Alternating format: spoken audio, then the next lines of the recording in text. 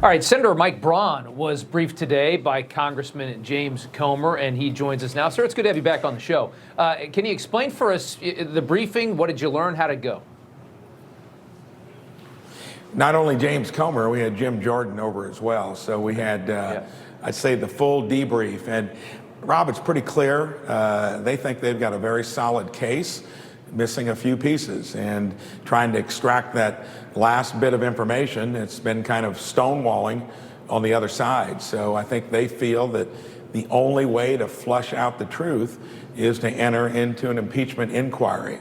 There was really no kind of additional information other than that, but they feel with everything they've done methodically up to this point, they need to connect a few dots, get some more information, have the subpoena power if necessary to make the case to where it's stronger yet. That was basically, in a nutshell, what we heard. What are those pieces that they're missing? I think they're wanting to get bank records that maybe show connections between these LLCs and where they went after that.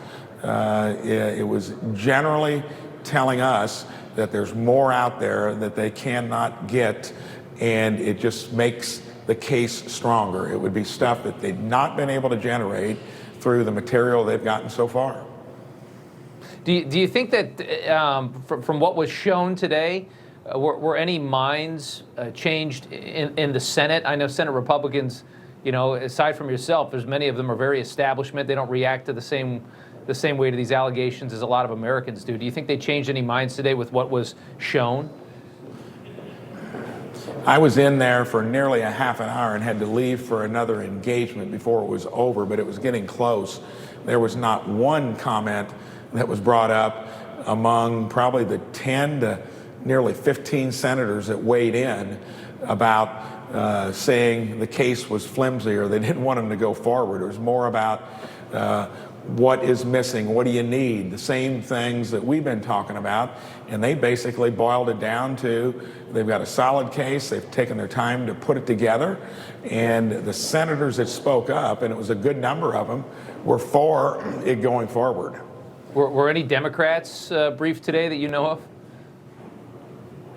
I don't know, because this was in our Republican luncheon, so there were none of them there. Yeah, I assume not. I just wonder if at any point, but I doubt any of them would even be allowed to go into that. The response to this scandal, that we've seen, has been the most impressive psyop that I've ever seen from the Democrat and the media machine. I never thought that we'd live in a time where very explicit evidence of corruption would just be flatly denied. The way, the evidence that they've shown so far is very damning, as you know. And you have Democrats just saying it doesn't exist, as if saying there's no sun in the sky right now. Did you ever think you'd see something, they'd be so bold? They are better than us at that by just dismissing categorically or conspiracy theory or there's nothing there. And they are in unison on that point. And anyone with any impartiality can see that this looks more apparent than some of the impeachments they have backed recently in terms of the underlying evidence. So I think that's just one of the things they do, and they do well. They have no one that breaks ranks within their caucus, and then they get the media generally to back them up on every detail. But I think that's the part that Jim and Jim think they can still get that would even start to turn some of them to where they at least wouldn't be out defending it, because it would even be more apparent that the case is made. Yeah. These people are bleeding credibility to try and defend the president from the indefensible. Senator Braun, always good to have you on, sir. Thank you.